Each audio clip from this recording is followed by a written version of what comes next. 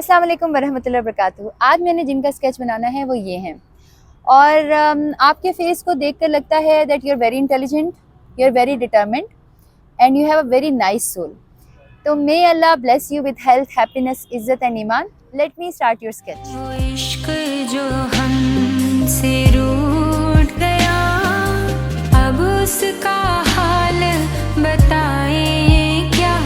वो इश्क जो हमसे रूठ गया, अब उसका हाल बताएं क्या। कोई मेहर नहीं, कोई कहर नहीं, फिर सच्चा शेर सुनाए क्या। वो इश्क जो हमसे रूठ गया।